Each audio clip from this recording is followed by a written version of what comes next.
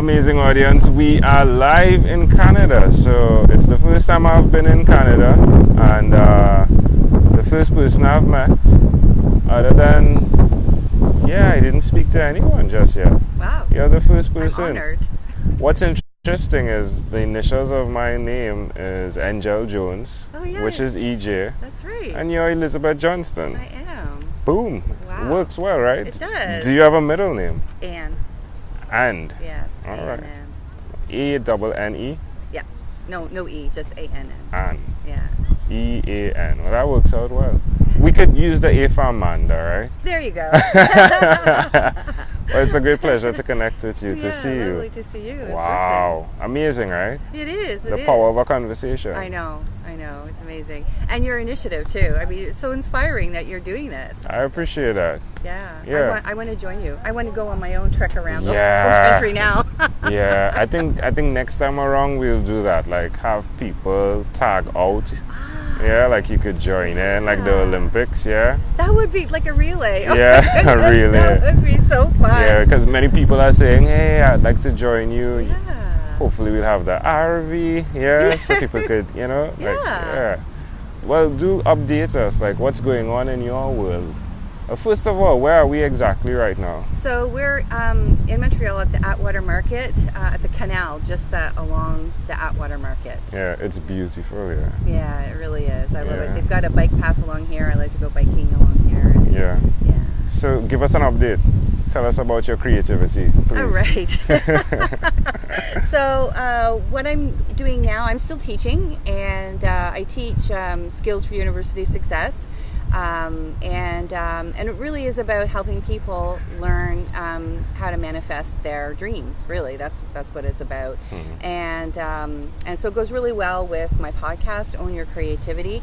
And I've interviewed a lot of people on my on my podcast about the importance of creativity in their lives, for their personal and professional lives. And I've interviewed all types of people across the board. It isn't just creatives. Yeah, makes sense. And because I really believe that creativity is important for us. It's like a missing ingredient. Yes, you need to have a roof over your head and a good job, and this kind of. But like, if you don't have creativity, if you're not connected to your passion about something, then everything else is like you're kind of drifting. And that's what I see with the students that I teach, is that as soon as they connect to their passion and what really fires them up, then everything else, all the strategies that I'm teaching them make sense, like goal setting and time management and all that kind of stuff. But before that, it's just dry. So I really feel like the first step is what's important to you, and then go from there, and then everything else can kind of fall into place. And that's really backed up by what people are telling me in the Own Your Creativity podcast too, that, I've interviewed philosophers and engineers and whatnot, and even they say that they need to have access to a creative outlet or source, and that informs what they do in their day job and how they live their lives. And so it's That's all kind amazing. of connected. How did it connect for you? How did it connect for me? Well, I've always been a creative person, but I didn't really realize that you could lose it, because for me it just was natural to write poetry, to write short stories, to be writing just in general. That's how I express my creativity, and I teach people screenwriting and creative writing and nonfiction and all that kind of stuff. How can people access all of this that you do, please? Yeah. I remember on our first podcast I did this exact thing. I was like, okay, where can you get it's important, right? Like before we get lost in the conversation, where can people access what you do, access your books? So I mean, like, this is no small potatoes, right? A journey. This is you. How can people get these things? So you can go to my website, ownyourcreativity.com, right? And that's the name of my podcast, Own Your Creativity. It's on iTunes. You can just search for Own Your Creativity there. And I'm also on Podbean, so ownyourcreativity.podbean.com is also a direct link to. So ownyourcreativity.com. Yeah. All right. So yes. Continue. Yeah. So that's what I realized is that that you can actually lose your creativity, because a lot of people think like, oh, you're just born with it, that somehow it just, either you have it or you don't. But I think that we all have it. It's just that it's kind of bred out of us in the school system. Yeah. Some people manage just to connect to it and keep it. But then when they get out of university, the reality is like, okay, so I'm all creative. Now what am I going to do? Go to work. Yeah, exactly. And then a lot of people do go to work, or they've done something sensible, like they're an accountant, but really they want to be a filmmaker. And in the process of, making a living, they lose their creative passion. Yeah. And there's not enough time, to do everything. But it's really important that you do make time for it, because that fuels everything else. And life is going to be diminished if you don't have access to your creativity. And I found that out myself, because even though I was teaching creative subjects, I was lost in just like the whole mechanism of working, and so it's one thing to help other people access their creativity, but if you're not replenishing your own source, then you're going to be of less and less value and use to the people that you're trying to help. And can you do both? Is it possible to do both? I think it is, but you have to be very realistic, and you have to be really guard your time. You have to be very conscious of how much time there is. There's only 168 hours in the week, and 1/3 of that sleeping, 1/3 of that is working, and 1/3 of that is everything else plus your creativity. Yeah. Right. So we didn't put toilet time in there. So I realized that I had to make room in my life for my own creativity, and that it wasn't just enough to help other people, because it is inspiring to do that for other people, to help them see the the light turn on, and that's such a rush for me, but that doesn't replenish my own creative batteries. And so then I realized, like, okay, like, because I woke up one day and it's like, life is not great. What happened? And which is like our segment, Your Own Unique Real Shoes, right? Where we cover your own unique real struggle. Like, people see your shoes, and you're wearing some pretty cool shoes, right? Yeah. But it's really challenging to understand the steps that have been walked in those shoes. So expand on that, like your struggle. Yeah. So I realized that I needed to make more room in my life, and then I had to just get onto a project. And as I say this, like, it felt like I wasn't doing creative things already. Like, in 2008, I published this book, on your small potatoes, and so I traveled to Peru and went to Hungary. I did other things, while I was teaching at the same time. But there was a big space in between the times that I could devote to doing my creative projects, and then I realized, like, I just have to, even if it's a small project, I have to do something on a regular basis. And so then that's when I did Keepsake, and so I wrote a poem, and then I got a grant from where I work, and so that's one good advantage of working at a university, that you have access to professional development funds. And so I got a bit of funding to do that, and so I could hire musicians and an amazing animator and filmmaker to do the more technical stuff. And so it's only, I don't know, it's like 2 minutes long. It took, I think, 3 months to do, though,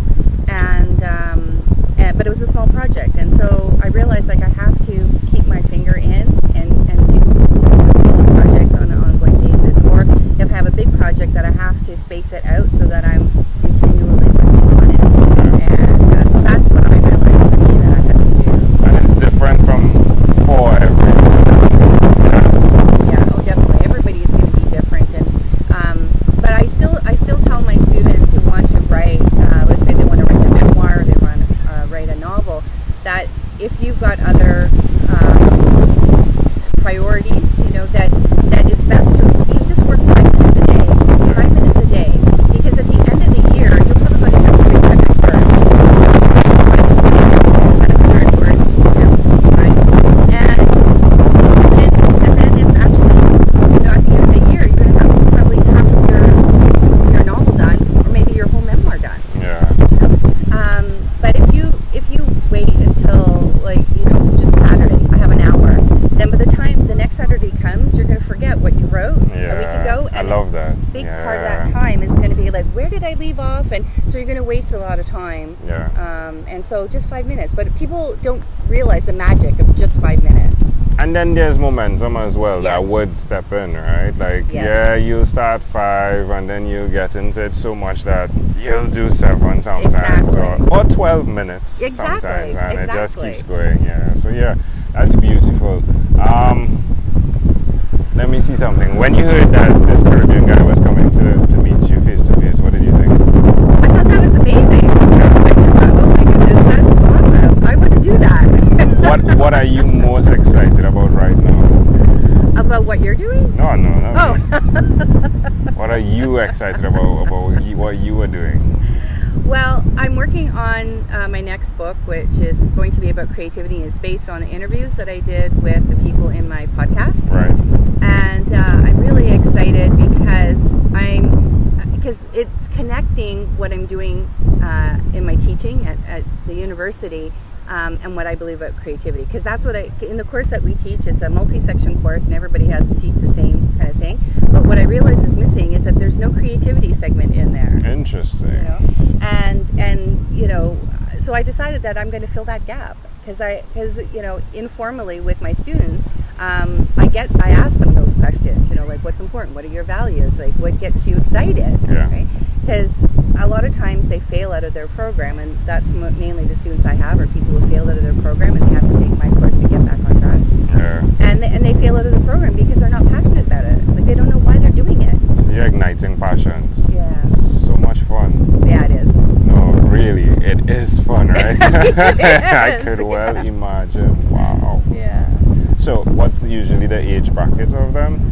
Well, it's a It wide varies, gap. yeah. Like some students, they're really young. Like they're in their first year and they failed out.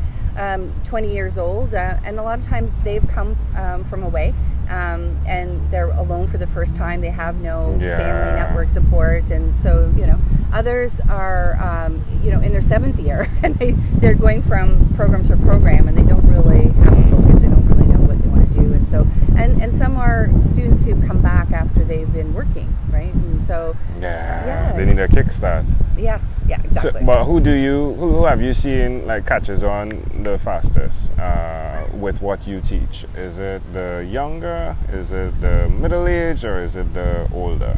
Well, it's the people on the either end. Okay. And so it's the really young people who are not like maybe in their 1st or 2nd year. People who are in their 5th, 6th, 7th year of a 3-year BA. Yeah. It's hard to reach them because they're kind of entrenched in their bad habits already. Yeah. So it's challenging there. But people who've been in the workforce, let's say for 10, 15, 20 years, fed up of just being fed up. Yeah, and they're looking for their passion, but they don't know. They've been out of school for such a long time, and it's changed since they were last in school. So they have their own set of challenges, but they pick up really quickly, and then they realize like they have to take ownership of it, because that's what I think is a big thing across the board. Is people don't realize that if you're not happy, it's only down to you. Like exactly. you have to create your happiness, and that means you take ownership for the things that happened in the past, and you don't beat yourself up for it. It's like all of your choices led you here, but the good news is that you can make different choices to go forward. Else. Love that. Love that. Amazing audience. You're hearing it live here again from Elizabeth Johnston. Right? Pronounced correctly. Elizabeth, this was a great pleasure. Before you leave, is there anything else you'd like to share with our amazing audience? Well, your amazing audience is amazing because you're amazing. I appreciate it. I really think that that anybody listening to your podcast or watching these videos, they really need to take a leaf out of your book and just do it. Yeah, and love that. It's inspiring. Just do it. Elizabeth Johnston, folks. Boom! Live in Canada. She's real. She's real. She's real.